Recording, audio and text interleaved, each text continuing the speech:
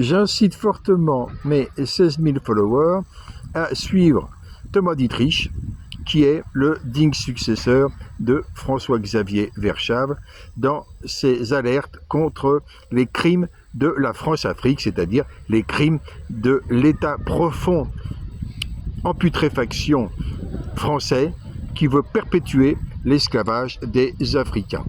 Voici sa dernière vidéo, il y a 1 heure. Des soldats étrangers gardent-ils la maison française d'un dictateur dans le sud de l'Hexagone, au pied du massif des Cévennes? Une vaste demeure avec des hauts murs est en construction. Et le propriétaire n'est pas un notable du coin, ni même un gros bonnet de la DZ Mafia. Non, c'est bien plus sombre que ça.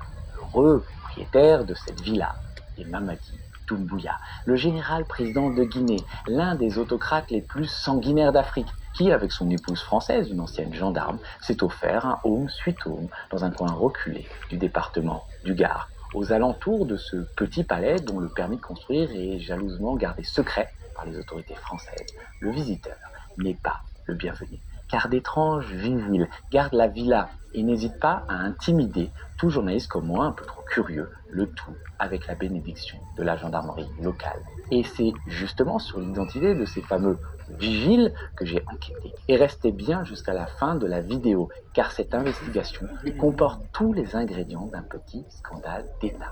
En attendant, abonnez-vous à cette chaîne et préparez-vous à plonger en pleine France-Afrique, dont les tentacules rampent jusqu'au fin fond de la campagne française. Allez, je vous emmène avec moi dans ce petit coin de mon pays où Mamadi Doumbouya et ses soldats, oui je dis bien ses soldats, font la loi.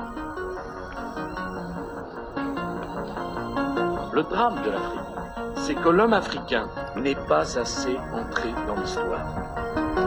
La France, elle est liée à l'Afrique. Il y a comme une convergence d'intérêts communs. Mais vous m'avez parlé comme si j'étais le président du Burkina Faso. Quelque part, vous me parlez comme si j'étais toujours une puissance coloniale.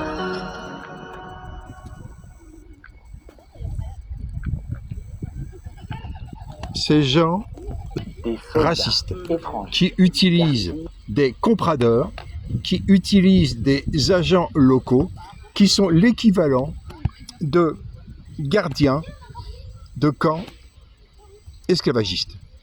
Dans quel but? Diviser par 20 les revenus des Africains et piller les sous-sols. Allez donc suivre les publications, les vidéos de Thomas Dietrich et vous serez alertés, conscientisés sur l'ampleur des crimes des élites françaises.